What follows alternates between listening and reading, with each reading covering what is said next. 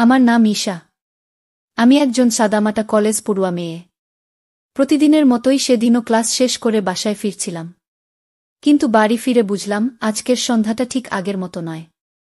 মা আর বাবা গ্রামের বাড়ি গেছেন এক আত্মীয়র অসুস্থতার খবর পেয়ে। আমি একা। ভেবেছিলাম একটু পড়াশোনা করে কিছু গান শুনে ঘুমিয়ে পড়ব। কিন্তু ঠিক তখনই কলিং বেলটা বেজে উঠল। দরজা খুলতেই চমকে গেলাম। দাঁড়িয়ে আছে আমার কাজিন রাহুল দা, আর তার পাশে অচেনা এক ছেলে, পরিচয় দিল অব্র নামে। রাহুল দা বলল, আমরা খুব কাছেই একটা মিটিং সেরে এলাম। ভাবলাম তোকে একটু দেখে যাই। আমি হাসলাম। রাহুল দা সবসময় এরকম আচমকা হাজির হয়। কিন্তু এই নতুন ছেলেটা, অব্র, কিছু একটা আলাদা। ওর চোখে যেন কিছু না বলা কথা। তাদের ঘরে বসিয়ে চা দিলাম। কথা হচ্ছিল হালকা মেজাজে। হঠাৎ বিদ্যুৎ চলে গেল। পুরো ঘর অন্ধকার। আমি মোম খুঁজতে বেরোলাম। আর সেই অন্ধকারেই ওদের সঙ্গে আমার সম্পর্কের এক নতুন গল্পের শুরু। ঘরের সব আলো নিভে গেছে। আমি টেবিলের ড্রয়ারে রাখা মোম আর ম্যাচ খুঁজে আনতে গেছি। মোম জ্বালাতে জ্বালাতে দেখি অব্র আর রাহুল দা ডাইনিং টেবিলের পাশে দাঁড়িয়ে হালকা গল্প করছে। আমি ওদের সামনে মোম জ্বালিয়ে রাখলাম। আলো অব্রর মুখটা ভালো করে চোখে পড়ল। মেয়েরা যেমন করে আমি একটু খেয়াল করলাম, চোখে শান্ত এক গভীরতা, ঠোঁটে সামান্য হাসি। রাহুল দা বলল, অব্র আমার খুব কাছের বন্ধু। ইঞ্জিনিয়ারিং পড়ছে। কলকাতায় এসেছে একটা প্রজেক্টের কাজে। কি অব্র বিনীতভাবে বলল, তোমার রান্নার গন্ধটা বেশ ভালো। তুমি নিজে রান্না করো? আমি হেসে মাথা নাড়লাম, না না, চা তো বানাতে পারি। আর আজ সন্ধ্যায় তো বাইরে যাওয়ার কোনো প্ল্যান ছিল না, তাই কিছু রান্নাও করিনি। রাহুল দা বল, চল তাহলে তোর তৈরি ম্যাগি হলেও খাই আজ। আমি হেসে রান্নাঘরে চলে গেলাম। অব্র হালকা পায়ে পেছন পেছন এল, সাহায্য করার অজুহাতে। আমাদের কথোপকথন তখনও হালকা, অথচ একটা অদ্ভুত স্বচ্ছ নীরব টান অনুভব করছিলাম। যেন দুজনের মাঝে এক অদৃশ্য লাইন তৈরি হয়েছে। অব্র বলল, তুমি চুপচাপ, কিন্তু খুব সিস্টেমেটিক। আমি এই ব্যাপারটা পছন্দ করি। আমি জবাব দিলাম না। শুধু তার দিকে তাকিয়ে হালকা হেসে বললাম, ভালো লাগছে তাই না? ভালো লাগছে কি? তার কণ্ঠে যেন কিছু অপ্রকাশিত ছিল। রাতে সবাই একসাথে বসে হালকা গল্প করছিল। অব্র অনেক গল্প জানে, তার কথায় হাসির সঙ্গে মিশে থাকত একটা নরম আন্তরিকতা। ওর কথা শুনতে শুনতে আমি নিজেও কখন যেন মন খুলে হেসে ফেলছিলাম। রাহুল দা হঠাৎ বলে উঠল, এই তোকে আমার ছোট বোনের রান্না শেখাতে হবে। নিজের মতো করে আজকাল অনেক কিছু তৈরি করে, আবার ছবি তুলে স্টোরিতে দেয়। অব্র হেসে আমার দিকে তাকিয়ে বলল, আসলে রান্না মনের ছোঁয়া লাগে।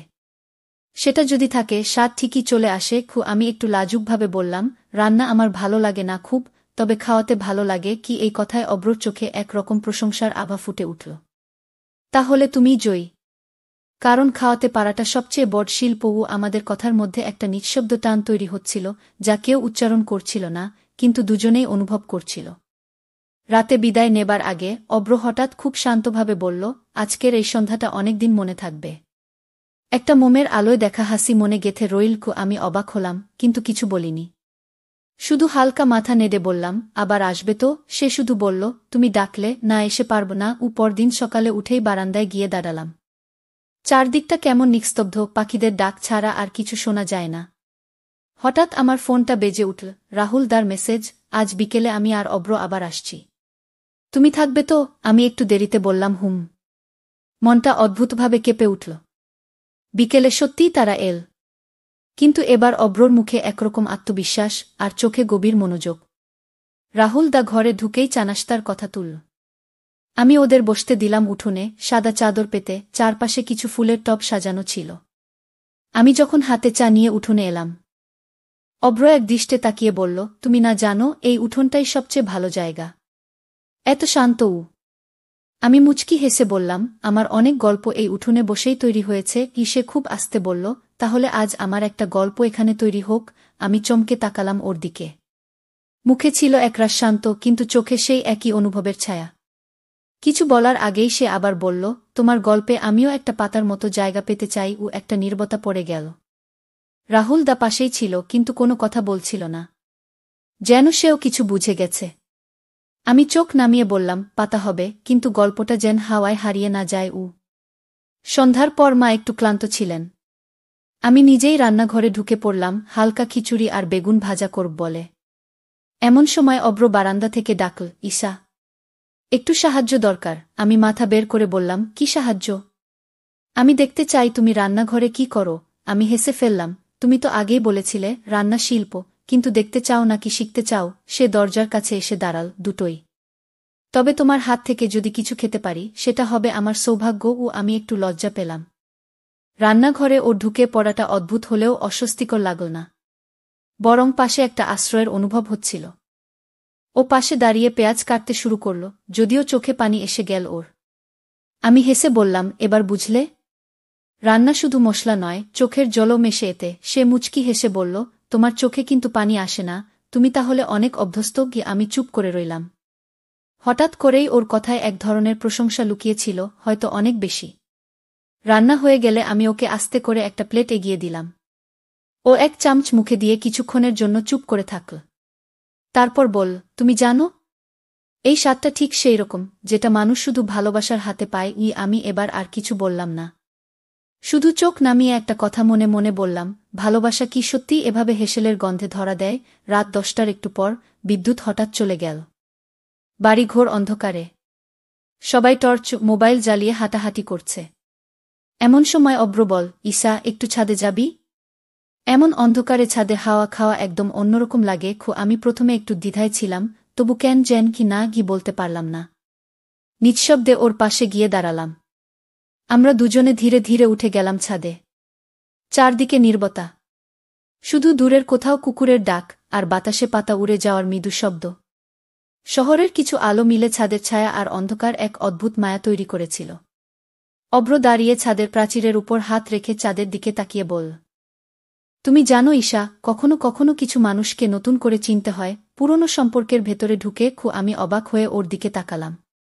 তুমি বলছ আমাদের সম্পর্কে? ও চোখ নামিয়ে হাসল। হয়তো ছোটবেলায় তুই ছিলি খেলাধুলার সাথী। এখন তুই যে মানুষ হয়ে উঠেছিস তাকে আমি চেনার চেষ্টা করছি নতুনভাবে। আমি চুপ করে রইলাম। বাতাসে ওর কথাগুলো যেন আমার গায়ে নরম করে ছুঁয়ে যাচ্ছিল।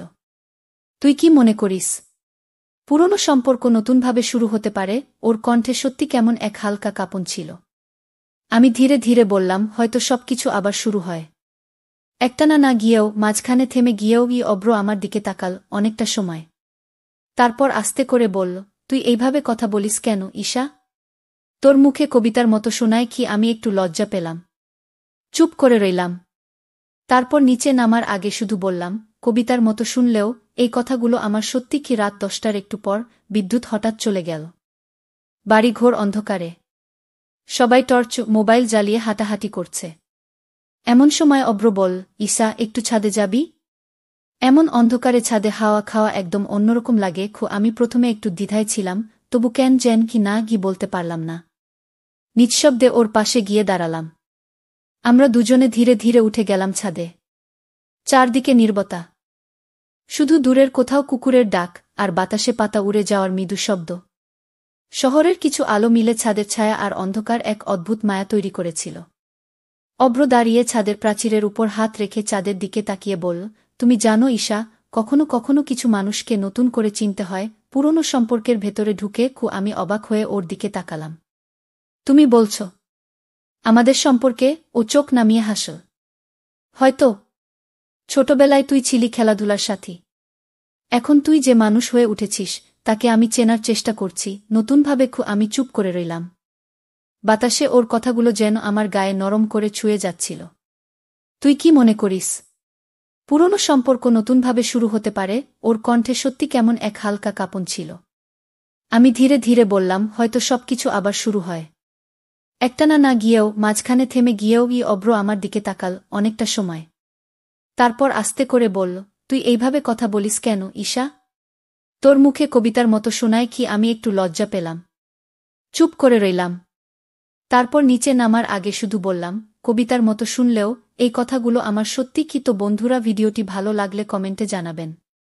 এই রকম ভালোবাসার গল্প শুনতে চাইলে চ্যানেলটা সাবস্ক্রাইব করুন এবং পাশে থাকুন আর আপনার বেল আইকনটা বাজিয়ে রাখুন, যাতে নতুন ভিডিও আপলোড করা মাত্র আপনারা দেখতে পারেন।